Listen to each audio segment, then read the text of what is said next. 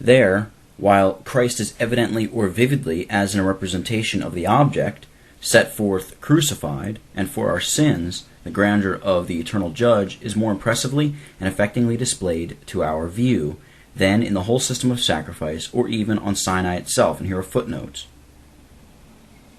Proegraphe. The Jews had only the shadow, not the very image of the things, such as the glass on which we look presents to faith.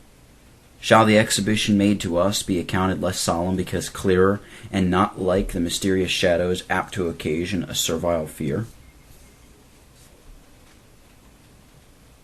The apostle in the passage referred to, after stating at large the superiority of New Testament privilege, draws from it a conclusion very different from that which would set aside the idea of solemnity, or discard peculiar attentions to certain parts of our worship.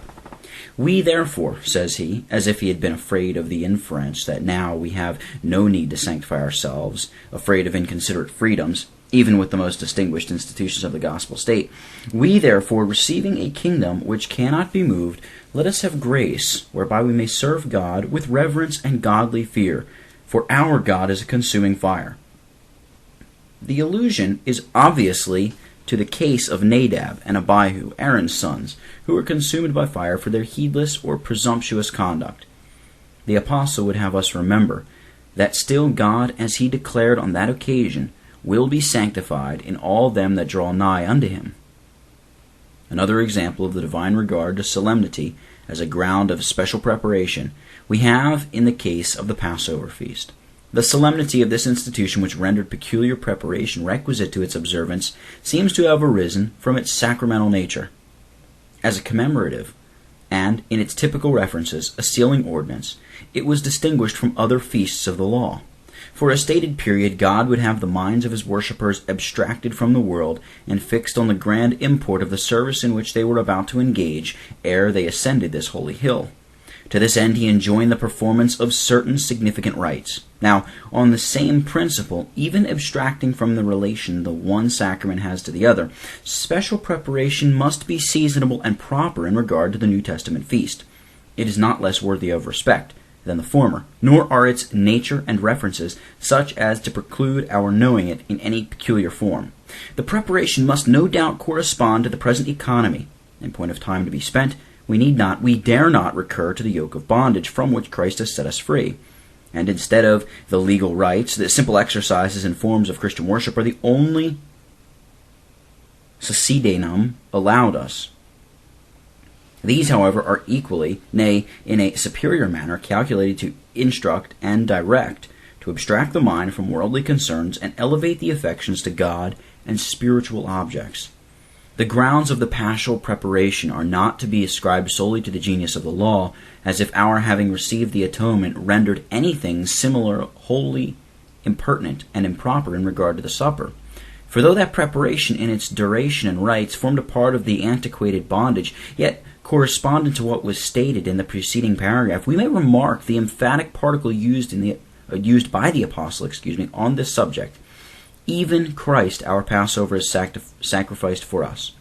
As if he had said, this so far from setting aside the propriety of imitating in Christian observances the Jewish preparation should have a contrary effect. Even Christ, our Passover, is sacrificed for us. The more solemn and impressive is the New Testament sacrament. Therefore let us keep the feast, not with the old leaven, etc. Farther, in awful dispensations of providence, is not the solemnity of the matter in which God arises to deal with men and calls them to meet him one special ground of the seasonableness of fasting and prayer? We are not surely to be stirred up by these exercises by the working of servile fear or a more selfish desire of temporal preservation. God, by his judgments, would impress deeply on our minds a sense of our guilty conduct, and thus excite to reformation. If the idea of solemnity may have place in regard to calamities as justifying the call, prepare to meet thy God, O Israel, may it not also have place to vindicate a similar call by the overseers of the church, along with their invitation, or rather the edict of providence, O Judah, keep your solemn feasts? Zion is still like Jerusalem of old, a city of solemnities. Such she was predicted to be in her New Testament state, Isaiah 33, verses 20 through 24. And we may here also observe that the grandeur of the judge of all is not less visible than in dreadful providences, nor our approach less affecting in an ordinance which commemorates the most awful display ever made of his hatred against sin, against our sins. Yes, it will still be retorted, but here the vindication of his character is exhibited as past, and we meet him as the God of peace, in whom we may rejoice through the blood of the everlasting covenant. And may we not reply, every believer holds him in the same light when he arises to execute vengeance on the earth? Because thy judgments are made known, let Mount Zion rejoice, the daughters of Judah may shout, this God is our God forevermore. Psalm 48, verse 11, and Psalm 97, verses 1 through 8. The persuasion of faith will not on such occasions excuse from the duty incumbent. We must humble ourselves under the mighty hand of God in the view of his character as the God of peace. Be more clear in the ordinance of the supper. We have reason to expect our fasting will be less apt to be tainted with that servile spirit which the prospect or the infliction of judgments often tends to produce. In fine, the more solemn the service, the greater on various accounts is the danger of mismanaging in case of mismanagements. The higher will be the dishonor done to God, and consequently the displeasure provoked, whether paternal or not, must be peculiarly severe. Sin, we know, is capable of many aggravations from the circumstances in which it is committed. And will anyone hold that there is no difference between failing in attempts at seeking after the Lord, hearing the gospel while under the influence of an evil heart of unbelief, or, let us say, between rejecting the counsel of the Lord and being guilty of the body and blood of Christ by the profanation of the supper? Great caution is needful. Even saints, it will be granted, ought to exercise a godly jealousy over themselves. Is there then no propriety in joining together to ask of the Lord a right way, and supplicate his favor by fasting and prayer? The exercise is doubtless both suitable and seasonable, such as the overseers of any people may warrantably call for and expect. It may perhaps be said that, allowing the force of all that has been advanced on the two preceding heads, still the preparatory exercises may be performed in private, without the appointment or observance of any days for the purpose. This will not be denied.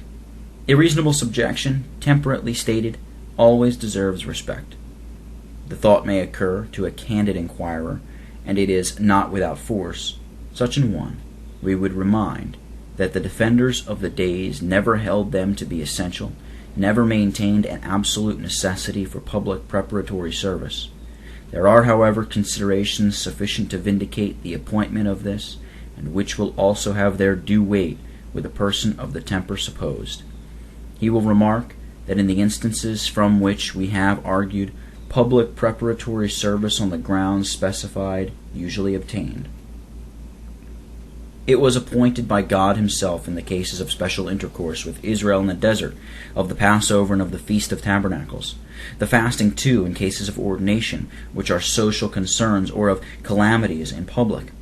The observance of the supper is both public and social, discriminated in this character from baptism, though equally a sacrament.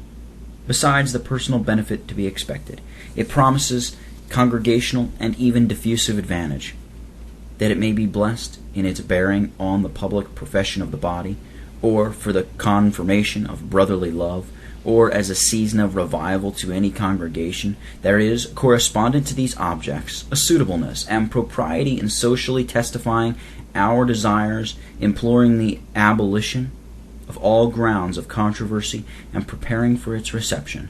The candid inquirer will also take into view the many advantages of affording public opportunities for preparation and calling the people to improve them.